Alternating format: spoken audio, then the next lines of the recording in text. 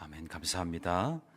오늘 본문의 말씀을 통해서 다시 하나님을 만나다라는 말씀의 제목으로 함께 은혜를 나누고자 합니다.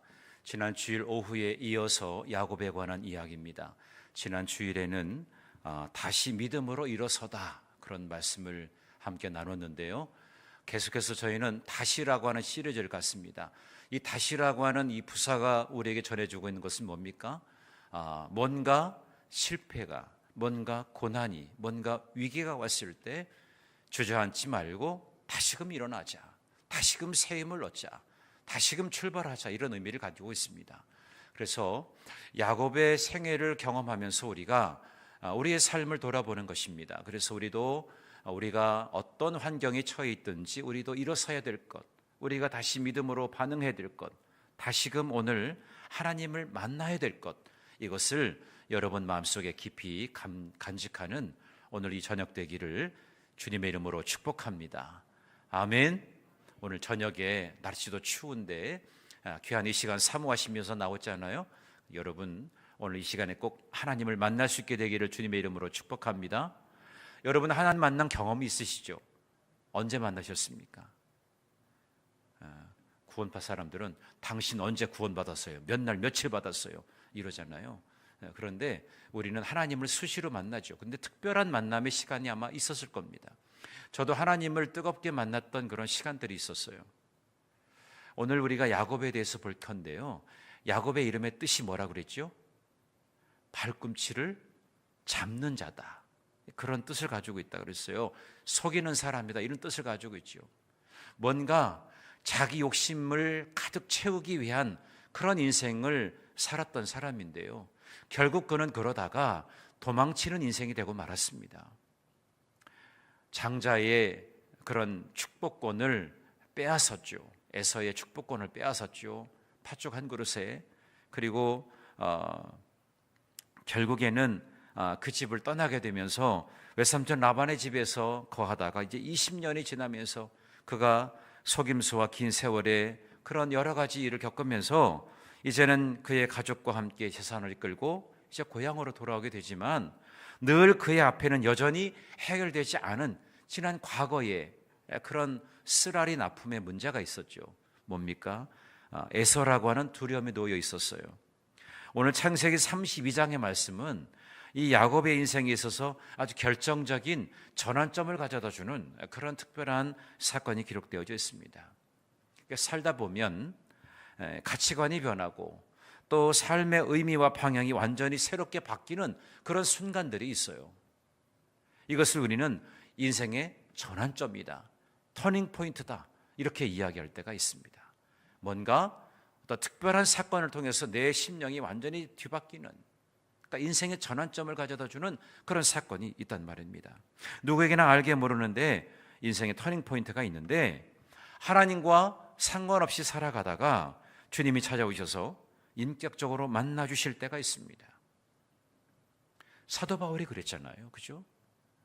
다메섹 도상에서 그가 이전에는 예수님을 핍박하고 예수 믿는 사람들을 잡아 죽이고 옥에 가두던 그런 일을 하다가 그 다메섹 도상에서 부활하신 예수님을 만나고 난 다음에 그의 인생이 완전히 뒤바뀌게 되었죠.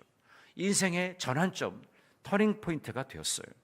또 극심한 고난과 절망 속에서 하나님의 부르심과 이 비전을 발견하게 되면서 인생의 전환점을 가져다 주는 그런 계기가 있을 수도 있습니다. 오늘 우리가 만나게 되는 이 야곱에게는 인생의 두 번에 걸친 터닝 포인트가 있었습니다. 두 번의 터닝 포인트가 있었다. 첫 번째는 28장에 나옵니다. 창세기 28장에 나오는데, 야곱이 형 에서를 속이고 도망치는데 브엘세바에서 떠나가지고 이제 하란으로 향해서 가다가 이 루스라고 하는 곳에 이르러서 잠이 들었습니다. 잠이 들었는데 하늘까지 닿은 이 사닥다리에 하나님의 사자들이 오르락내리락 하는 그런 꿈을 꾸게 됩니다. 이게 도대체 무슨 꿈인가? 그때 처음으로 하나님의 음성을 듣게 됩니다. 도망치는 인생이었는데 하나님은 그곳까지 따라오셨어요. 그래서 야곱을 만나 주셨습니다. 도망치는 인생 야곱에게 하나님은 그를 만나 주시기 위해서 그를 따라와 주셨다는 겁니다. 그는 도망가고 있었지만 하나님은 그에게 어떤 새로운 시작을 준비하고 계셨던 겁니다.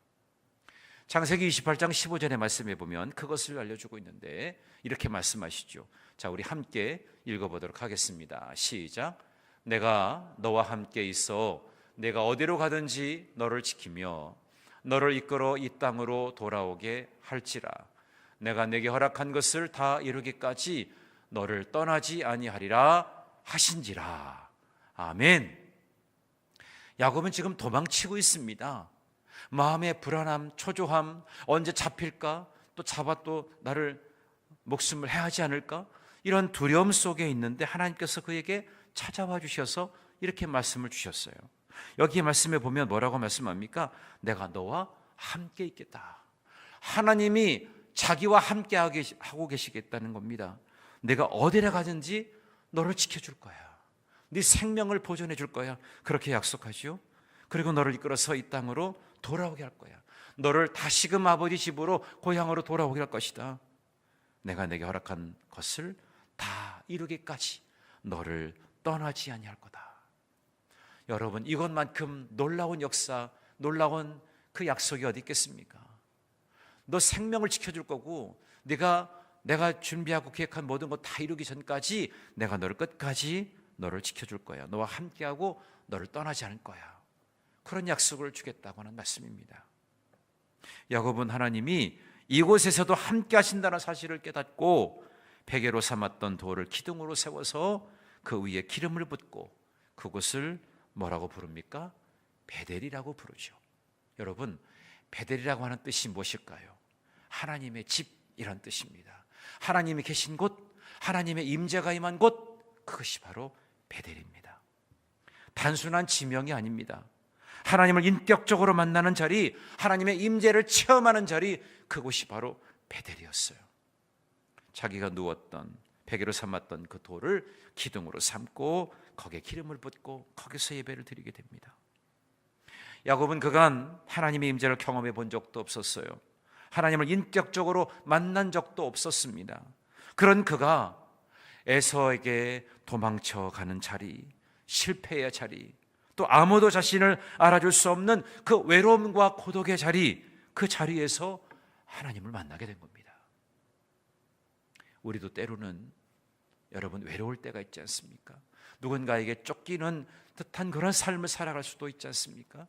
그런 때에 하나님은 여러분들을 만나주시기 위해서 여러분에게 찾아와 주십니다. 이처럼 베델이라고 하는 곳은 야곱의 인생에 있어서 처음으로 하나님을 만나고 거기서 서원까지 하게 되는 첫 번째 전환점이 됩니다. 그 서원이 창세기 28장 20절부터 22절에 나와 있어요. 제가 올리진 않았는데 여러분 성경을 한번 펴보십시오. 창세기 28장 20절부터 22절까지입니다. 우리 함께 읽어보도록 하겠습니다. 창세기 28장 20절에서 22절입니다. 시작. 야곱이 서원하여 이르되 하나님의 나와 함께 계셔서 내가 가는 이 길에서 나를 지키시고 먹을 떡과 입을 옷을 주시어 내가 평안히 아버지 집으로 돌아가게 하시오면 여호와께서 나와 나의 하나님이 되실 것이요 내가 기둥으로 세운 이 돌이 하나님의 집이 될 것이요 하나님께서 내게 주신 모든 것에서 10분의 1을 내가 반드시 하나님께 드리겠나이다 하였더라. 아멘. 이렇게 서원하는 겁니다. 베델에서 예배를 드리면서 처음으로 이 야곱이 하나님의 음성을 듣고 거기서 서원을 하게 되는 거죠. 야곱이 인격적으로 하나님을 만난 첫 사건, 처음 사건이 바로 이 창세기 28장에 기록되어 있어요. 그리고 두 번째, 이 야곱에게 인생 터닝 포인트가 오늘 우리가 함께 읽은 창세기 32장에 기록되어 있습니다. 야곱이 에서를 피해서 20년 동안 도피 생활을 마치고 고향으로 돌아가기 위해서 이제 야복강을 건널 때의 사건입니다. 자신을 죽이려고 했던 이 에서를 만날 생각에 야곱은 두려워했잖아요. 그런데 그 마음을 아시고 하나님은 하나님이 보내신 군대를 만나 마하나임의 복을 받았음에도 불구하고 여전히 옛날 방식으로 문제를 해결하려고 합니다. 인간적인 방법으로 두 떼를 나눴다고 그랬죠. 앞선 때 뒤에 따르게 되는 때, 혹여나 공격을 받아서 앞에 있는 이들이 공격을 당하여 죽게 되면 도망치려고 그런 인간적인 생각까지 거두고 있었어요. 그런데 그런 상황 가운데 그는 이제 두려움이 사라지지 않으니까 조상의 하나님, 아브라함 하나님, 이삭의 하나님을 부르면서 하나님께 기도하기 시작하죠. 뿐만 아니라 550마리나 되는 많은 가축을 보내서 에서의 마음을 움직여 보려고 합니다. 기도도 하고 자기 나름대로 그 에서의 환심을 살려고 그렇게 노력을 하는 거예요. 이 정도 되면 하나님께서 야곱을 포기할 만하지 않습니까? 너 지극히 인간적이지 않느냐? 그런데 하나님은 바로 다시 야복강 나루토로 야곱을 찾아오십니다. 그것이 이 야곱에게 있어서의 두 번째의 터닝 포인트가, 두 번째의 전환점이 되는 것이었습니다. 야곱은 모든 것을 정리한 후에 야복 강가에 홀로 남아 있습니다. 오늘 창세기 32장 24절의 말씀에 보니까 야곱은 홀로 남았더니 어떤 사람이 날이 새도록 야곱과 씨름하다가 그랬어요. 이 밤은 야곱이 잠을 이루지 못하는 그런 밤입니다. 이 밤은 다시 하나님을 만나는 밤, 이 도망치는 인생, 이 야곱이 이스라엘로 다시금 태어나는 그런 밤이었어요. 여러분, 역사는 밤에 이루어집니다. 밤의 역사를 통해서 놀라운 새벽을 만나게 되는 거죠. 오늘 우리는 이 본문의 말씀을 통해서 하나님이 언제, 어떻게, 왜 우리를 만나 주시기를 원하시는지 그것을 우리가 발견해야 되겠습니다. 야곱에게만 하나님께서 만나 주신 것이 아니라 오늘 여러분의 삶에도 하나님은 여러분을 만나기를 원하십니다. 언제, 어떤 방식으로, 왜 여러분을 만나기를 원하실까? 오늘 야곱을 보면서 오늘 여러분들의 삶을 대비해 볼 수 있게 되기를 주님의 이름으로 축복합니다. 첫 번째로 인생의 갈등과 시련 속에서 하나님을 만나는 순간이 있다는 겁니다. 야곱이 지금 이제 홀로 남은 밤이라고 그랬어요. 자, 오늘 22절과 23절인데요. 자, 22절과 23절을 우리 함께 읽어보겠습니다. 시작. 밤에 일어나 두 아내와 두 여종과 11 아들을 인도하여 야복 나루를 건널세 그들을 인도하여 시내를 건너가게 하며 그의 소유도 건너가게 하고 그랬어요. 야곱은 가족과 소유를 모두 야복 나루를 다 건너 보냅니다. 그리고 자기만 남은 거예요. 이 장면은 그냥 단지 어떤 장면 이동만 이야기한 것이 아닙니다. 성경은 종종 홀로 남겨짐을 하나님을 만나는 자리로 사용하십니다. 여러분, 여러분이 혼자 남겨져 있을 때 여러분은 무슨 생각을 하십니까? 또 어떤 마음으로 하나님을 만나고자 하는 마음이 있습니까? 우리의 일상에서 가장 많이 여러분의 눈과 여러분의 또 시선을, 여러분의 또 손을 가장 좌우하는 것이 요즘에는 핸드폰이죠. 핸드폰을 보시면서 여러분 무엇을 가장 많이 보십니까? 그거에 여러분의 마음이 다 담겨져 있습니다. 사람은 자기의 관심사에 중심을 두게 됩니다. 여러분 자신이 홀로 남겨져 있을 때 여러분은 어떤 생각을 하고 있냐 말입니다. 누군가 사랑하는 사람을 마음속에 흠모하고 있다면 그 사람만이 계속 떠오르겠죠. 그렇지 않겠습니까? 연애하는 사람들은 늘 모든 것이 초점이 다 내 사랑하는 사람에게만 집중되어 있을 것입니다. 그런데 홀로 남겨져 있을 때에 내가 무엇을 생각하는가, 그것이 여러분의 영성을 좌우하게 됩니다. 내가 혼자 남겨져 있을 때 하나님과 깊이 있는 교제의 시간을 갖고 있느냐? 아유, 바빠 죽겠는데 무슨 하나님과의 만남이야. 잠깐 기도하고 뭐 그러면 되지. 말씀 한 구절 그냥 읽고 말면 되지.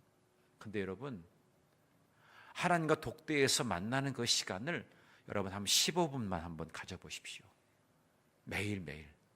여러분 15분이 짧은 시간입니까? 엄청 긴 시간입니까? 아유, 기도도 1분도 안 되고 그러는데 어떻게 15분까지 견뎌요? 근데 여러분 15분 동안 말씀을 묵상해 보십시오.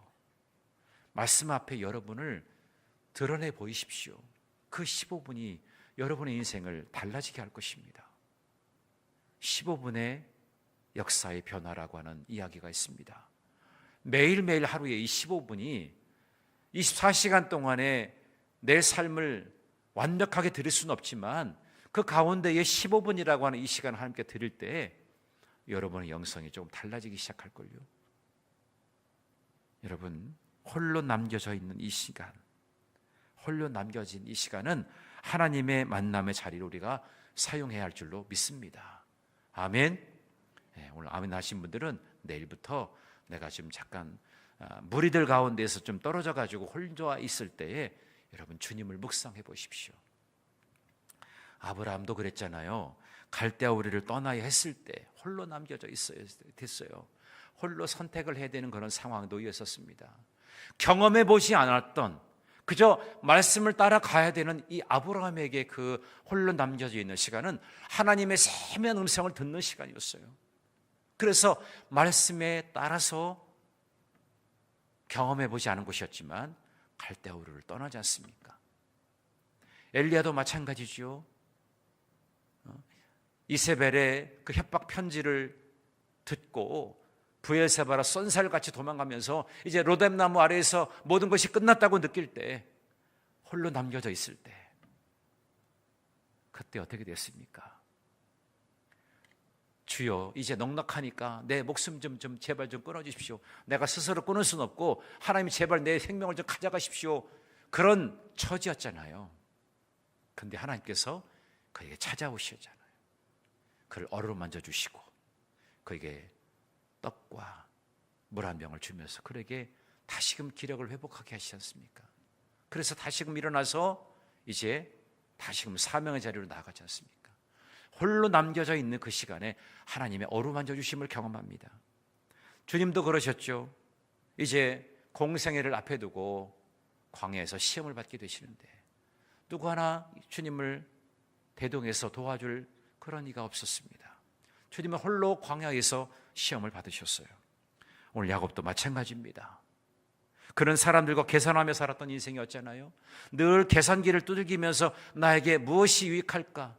나에게 어떻게 하면 나를 대적해오는 이들을 어떻게 내가 공격할까? 이것만 생각했던 야곱이었는데요. 오늘 이 밤에는 그 어떤 계산도 통하지 않는 그런 밤이었습니다. 이제 씨름은 이제 누군가와 하게 되는데 오늘 이 씨름을 잘 보십시오. 야곱이 누군가에게 씨름을 건 것이 아니라, 씨름은 야곱이 시작한 것이 아니라는 거죠. 야곱은 하나님을 찾은 것이 아니라 하나님께서 야곱을 붙드신 것입니다. 하나님께서 야곱을 붙들어 주셨다. 이것이 은혜입니다. 내가 두렵고 떨려서 하나님 나를 좀 살려주십시오, 나를 도와주십시오, 이것이 아니라 하나님께서 그 마음을 이미 아시고 그에게 먼저 찾아와 주시고 그를 붙들어 주셨어요. 그게 바로 은혜인 것입니다. 인생의 가장 힘든 밤에 우리가 하나님을 찾는 것 같지만 사실은 하나님께서 우리를 놓지 않으시는 그 순간이 바로 그때라는 겁니다. 모세도 그랬잖아요. 출애굽기 3장에 보면 떨기나무 아래서 하나님께서 모세를 부르시잖아요. 거룩한 곳이기 때문에 너 신을 벗어라. 모세는 미디안 광야에서 실패한 인생으로 살았었어요. 그렇잖아요. 애굽에서 자기 동족을 죽이고 도망쳐 와가지고 이 미디안 광야에서 40년을 보냈어요. 살인자로 40년을 보냈단 말입니다. 어떻게 보면 패배한 인생처럼 보이지 않았겠습니까? 그런데 그 광야는 그 어느 날 평범한 날에 하나님께서 모세를 부르시게 됩니다. 하나님은 인생의 절정이 아니라 인생의 바닥에서 우리를 만나주신다는 겁니다.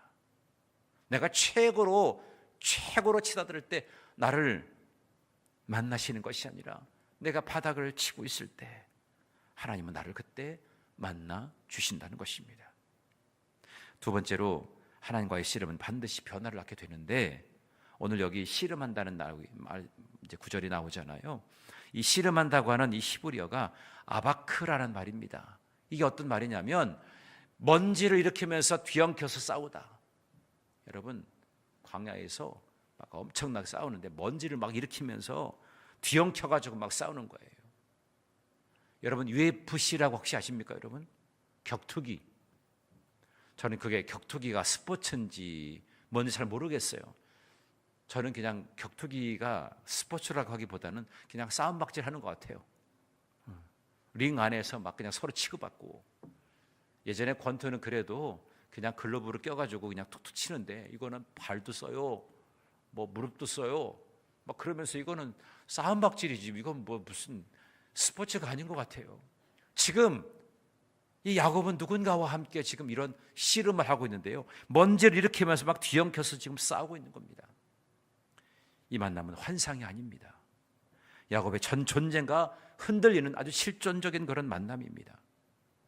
야곱은 이 밤에 자기의 꾀로 이길 수도 없고 속임수로 빠져나갈 수도 없어요. 자기 힘으로는 하나님 앞에 설 수 없다는 것을 여기서 그는 배우게 됩니다. 결국에는 야곱이 끝끝내 이 사람과 싸워서 이기게 되죠. 하나님의 사자와 싸워서 이기게 되는데, 그래서 이제 그의 이름의 변화가 일어나기 시작하죠. 야곱이 아니라 이제 이스라엘로 이름이 바뀌어지게 됩니다. 오늘 28절의 말씀 보니까 그 사람이 내 이름이 무엇이냐 물어봅니다. 내 이름이 무엇이냐? 나는 야곱입니다. 그랬더니 내 이름을 다시는 야곱이라고 부르지 아니하고 이제는 이스라엘이라고 부를 것이다, 그렇게 말씀합니다. 말씀드렸듯이 야곱은 팔 뒤꿈치를 잡는 자다, 속이는 자다, 이런 뜻이었는데요, 이제 이스라엘은 하나님과 겨루어 이긴 자다. 여기서 하나님과 겨루어 이겼다고 하는 이 이김이라고 하는 것은요, 하나님을 굴복시켰다 이런 뜻이 아닙니다. 하나님께 매달려 놓지 않는 믿음의 승리라는 거예요. 여러분, 싸움에서 제일 무서운 사람이 누군지 아십니까? 옛날에 저 어렸을 때도요, 동네에서 이 형들이 자주 짓궂어요. 권투 그걸로 서로 끼게 하고요, 나랑 친한 친구하고 권투하게 해요. 야, 너네 한번 이렇게 해봐, 이게. 그래가지고 권투를 하다 보면은 탁 치면 코피가 나잖아요. 코피가 나면 끝이에요. 이제 진 거요. 코피 나면 끝입니다. 그런데 뭔가 탁 하다가 이제 코피가 나가지고 딱 만져보니까 코피가 나잖아요. 그러면 이제 그때부터 막 울기 시작합니다. 그럼 진 거죠. 그런데요, 무서운 사람은 코피가 나도 끝까지 덤비는 거예요. 끝까지. 막 그래도 터지고 막 깨지고 그래도 끝까지 덤비는 거예요.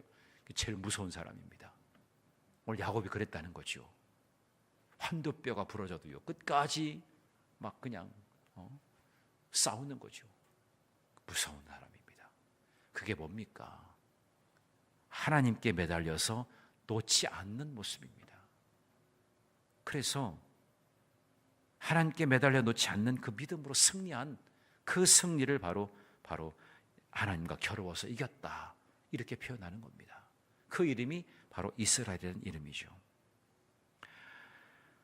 사도 바울의 회심이 사도행전 9장에 나와 있는데요, 다메섹 도상에서 바울은 쓰러지고 눈이 멀었습니다. 그러나 그 쓰러짐은 곧 새로운 사명의 시작이었습니다. 하나님을 진짜로 만난 사람은 그대로 돌아가지 않습니다. 변화가 일어나기 시작하는 거죠. 하나님을 제대로 만나면 내 삶에도 변화가 일어나기 시작하는 거예요. 여러분, 신앙생활 여러분 얼마나 많이 하셨습니까? 참 많이 하셨잖아요. 그런데 내가 처음 예수 믿고 변화되었던 그 모습에서 조금 더 성장해서 더 좀 성숙하고 변화되어야 되는데, 아직도 내가 변화되지 않고 있는 모습이 있다면 내가 하나님을 제대로 만나지 못한 겁니다. 하나님과 제대로 내가 직접적으로 대화하지 못하고 있다는 거예요. 여러분, 오늘 야곱이 인생의 두 번의 터닝 포인트가 있었다고 했잖아요. 야복 나루에서, 그리고 루스라고 하는 곳에서 두 번의 터닝 포인트가 있었는데요, 그의 삶에 하나님의 갈망, 하나님의 복을 갈망하는 그의 모습에서 얼마나 그가 하나님께 매달려 있는 인생이었는지 그것을 보게 됩니다. 이 야곱은 이제 더 이상 자기의 인간적인 속임수라든지 자기의 꾀로 인해서 뭔가 돌파구가 이제는 안 된다는 것을 그가 깨닫습니다. 인간적인 한계를 깨닫게 됩니다. 그래서 이 하나님의 사람과의 싸움에서 끝까지 붙들고 있는 거예요. 매달려 있는 것입니다. 질질 끌려가면서도 끝까지 매달려 있는 거죠. 하나님, 나를 떠나서는 안 됩니다. 내가 하나님과 함께 있어야 내가 살 수 있습니다. 그런 믿음의 결연한 의지를 여기서 우리가 볼 수가 있게 되는 겁니다. 결국 하나님을 만난 이후의 삶이 어떻게 되었습니까? 새로운 도전과 약속의 말씀을 받게 되죠. 야곱은 절뚝절뚝하면서 다리를 절게 되었습니다. 그런데 성경은 이것을 야곱이 실패한 사람이다 이렇게 말하지 않습니다. 더 이상 그는 도망자가 아니라 하나님의 약속을 붙든 그런 사람으로 이제는 에서를 향해서 나아가게 됩니다. 상처는 남았지만 방향은 달라지게 되었습니다. 여러분, 하나님을 만난 사람의 특징이 있어요. 하나님을 만난 사람의 특징은 더 겸손해집니다. 더 기도하게 됩니다. 또 더 약속을 신뢰하게 됩니다. 하나님을 만나면 이렇게 내 삶의 변화가 일어나기 시작한다는 거죠. 여러분, 그래서 신앙은 문제 없는 삶이 아니라 하나님과 함께 문제를 통과한 사람이라는 것입니다. 하나님과 함께 문제를 통과하는 삶이라고 하는 거예요. 여러분, 하나님은 누구를 쓰시겠어요? 야곱과 같은 사람을 쓰시잖아요. 인간적이고 속이고 또 인간적인 방법을 쓰는 그런 사람을 하나님께서는 들어서 다시금 쓰기를 원하시는 거죠. 오늘 아침에 예수님도 제자를 부르실 때 완벽한 사람을 부르시지 않으셨어요. 완벽한 사람을 부르시는 것이 아니라 은혜가 필요한 사람을 주님께서는 부르셨단 말이죠. 그래서 그들을 부르셔서 그들로 하여금 변화된 삶을 갖게 하셨어요. 여러분, 우린 다시 하나님을 만날 준비가 되어 있어야 됩니다. 하나님은 여전히 야복 강가에서 우리를 기다리고 계십니다. 혼자 남겨져 있는 것 같은 그런 삶, 해결되지 않은 여러 가지 두려움, 또 내가 다시 마주해야 할 과거 앞에서 그 밤은 끝이 아니라 하나님을 만나는 시작인 것입니다. 우리는 우리 스스로에게 이런 질문을 해봐야 돼요. 나는 지금 무엇을 의지하고 있는가? 나는 지금 하나님을 붙들고 놓지 않고 있는가? 이 두 가지를 여러분 마음속에 한번 떠올려 보십시오. 나는 지금 무엇을 의지하고 있는가? 내가 붙들고 있는 하나님, 그 하나님을 내가 놓지 않고 있는가? 내가 하나님을 만나는 것보다도 내 인간적인 세상 일이 바쁘고 분주해서 하나님은 처리하고 내 일만 분주하고 있지 않은가? 이거를 돌아보라는 것이요. 하나님을 만날 때 이 모든 것을 더해 주시는 은혜가 우리에게 주어진다는 사실을 여러분 항상 염두하시고 그 나라와 그의 의를 먼저 구할 수 있는 여러분 모두가 되기를 주님의 이름으로 축복합니다. 오늘 야곱은 달라지기 시작합니다. 그는 야곱이 아니라, 더 이상의 야곱이 아니라 이제는 이스라엘로 이름을 바꾸어준 그 사건을 통해서 그는 새롭게 그 인생의 터닝 포인트가 이제는 세워지게 됩니다. 그래서 이제는 에서를 만나기 위해서 나아가게 되는 거죠. 그리고 나중에 이제 35장 7절에 보면 다시금 야곱이 그것에 돌아와서 베델에 다시금 제단을 쌓습니다. 이런 야곱의 이 모습들을 보면서 하나님을 만난 인생, 하나님을 제대로 만나게 되어지면 이런 변화가 일어나기 시작된다는 것이죠. 여러분 매 순간순간 하나님을 만날 수 있는 여러분의 삶이 되어지기를 주님의 이름으로 축복합니다. 그리함으로 하나님이 예비하신 놀라운 복이 여러분 안에 가득 채워지게 되시기를 주님의 이름으로 축복합니다. 기도하겠습니다. 존귀하신 아버지 하나님, 야곱을 야복 강가에서 다시 만나 주신 것처럼 오늘 우리의 인생의 밤에도 찾아와 주시옵소서. 우리가 계산하며 살았던 그런 지난 과거의 삶을 내려놓고 하나님만을 붙드는 믿음으로 나아가게 하여 주시옵소서. 상처가 남을지라도 하나님과 동행하는 그런 새로운 이름으로 살게 하여 주시고 다시 하나님을 만난 사람답게 겸손과 순종의 길을 걸어가게 하여 주시옵소서.